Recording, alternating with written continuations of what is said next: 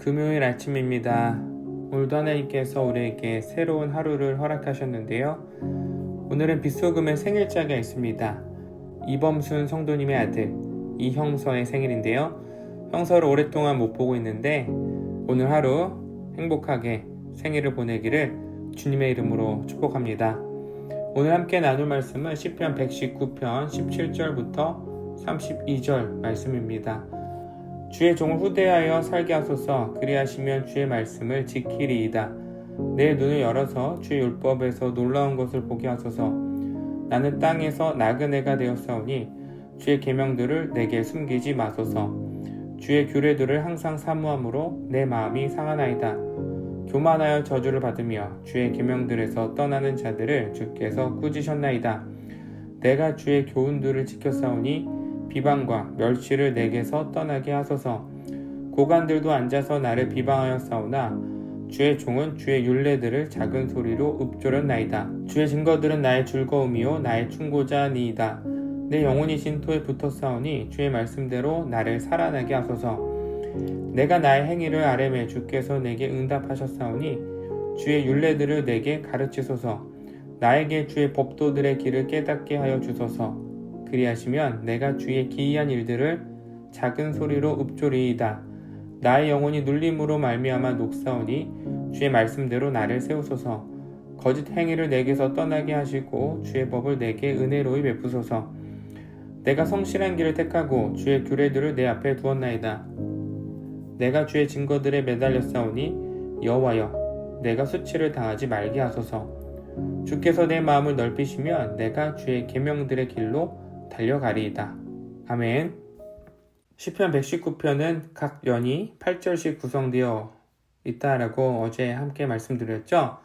오늘 말씀은 17절부터 24절까지 세 번째 연, 그리고 25절부터 32절까지 이 네 번째 연의 말씀을 나누도록 하겠습니다.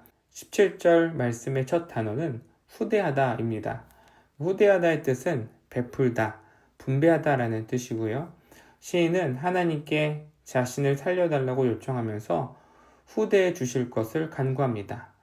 어제 새벽 묵상에서 말씀드렸듯이 시인은 고난 중에 있죠. 생명의 위협을 받고 있습니다. 그리고 시인의 고백은 무엇입니까? 나를 살려주세요. 왜냐하면 17절 후반부 주의 말씀을 지키기 위해서 하나님께서 우리를 살려주셔야 하는 이유는 자신의 백성이 말씀을 지키며 살아가도록 하기 위함입니다. 하나님께 구원을 간구한 우리의 대답 또한 하나님 나를 살려주세요. 주의 종을 후대해 주세요. 나에게 은혜를 베풀어 주세요. 왜냐하면 주님의 말씀을 지키며 살고 싶습니다. 이 고백이 되어야겠죠. 이 고백으로 시인은 18절에서 이렇게 기도합니다. 내 눈을 열어서 주의 율법에서 놀라운 것을 보게 하소서. 말씀을 지키며 살기 위해 우리가 구해야 되는 것은 영의 눈이 열리는 것입니다. 말씀을 볼 수 있는 눈이 열려야 되는 것이죠. 세상을 살아가면서 우리는 세상의 흐름을 읽는 감각을 갖춰야 됩니다. 그리고 동시에 말씀의 눈으로 세상을 해석하는 눈을 갖춰야 되죠. 왜냐하면 이 땅에서 우리의 신분은 나그네이기 때문입니다. 19절에서 시인은 나는 땅에서 나그네가 되었다라고 고백하죠. 나그네는 잠시 머무는 사람이죠. 정착민이 아니죠. 그리고 낯선 곳에서 잠깐 머물며 사는 사람이에요. 그러니 세상을 사는 법을 배워야 됩니다. 여러 가지 상황들로 인해서 새로운 곳에 이사하게 되면 모든 것이 낯설죠. 마트는 어디에 있고 은행은 어디로 가야 되고 생활에 필요한 필수적인 것들을 하나하나 알아가야 됩니다. 저희 가정이 미국에 유학했을 때 당시 미시간 지역에 적응하는데 오랜 시간이 걸렸습니다. 특히 미국은 행정 업무가 매우 느린데요. 처리 속도가 너무 느려서 답답하더라고요. 상담원과 통화하려면 30분, 40분은 전화기를 붙들고 기다려야 되고 참 모든 게 낯설고 우리 가정이 과연 이곳에서 잘 살아갈 수 있을까? 불안감이 들었습니다. 세상을 사는 우리의 삶도 마찬가지죠. 우리의 본향은 하나님 나라이고요. 이 땅은 잠깐 머무는 임시 거처예요. 하나님 나라가 완전히 회복될 때까지 살아가는 임시 처소입니다. 그러나 우리는 이 땅을 살아가는 법을 배워야 되죠. 내가 해야 될 일, 하지 말아야 할 일, 할 수 없는 일, 해야만 하는 일을 분별하며 살아가야 합니다. 이 분별력의 기준이 되는 것이 바로 말씀인 것이죠. 그런데 말씀을 사모하며 사는 자에게 찾아오는 것이 있습니다. 20절 주의 규례들을 항상 사모함으로 내 마음이 상하나이다. 시인은 말씀을 사모하는데 마음이 상한다라고 고백해요. 상한다라는 것은 부셔지다라는 뜻이고요. 말씀대로 살려고 하면 시인의 마음이 부셔지는 거예요. 세상에서 말씀대로 사는 것이 어렵기 때문입니다. 저주하는 사람도 있죠. 멸시하는 사람들도 있습니다. 고관들조차 말씀을 지키는 시인을 비방해요. 그럼에도 시인은 말씀을 입술에서 놓지 않습니다. 말씀이 나의 즐거움이며 충고자라고 고백하죠. 우리는 세상을 사는 법을 선택해야 됩니다. 말씀을 적당히 지키면서 세상과 좋은 관계를 유지할 것인지 아니면 사람들에게 멸시와 비방을 받아도 말씀 안에서 행복을 누릴 것인지 선택해야 돼요.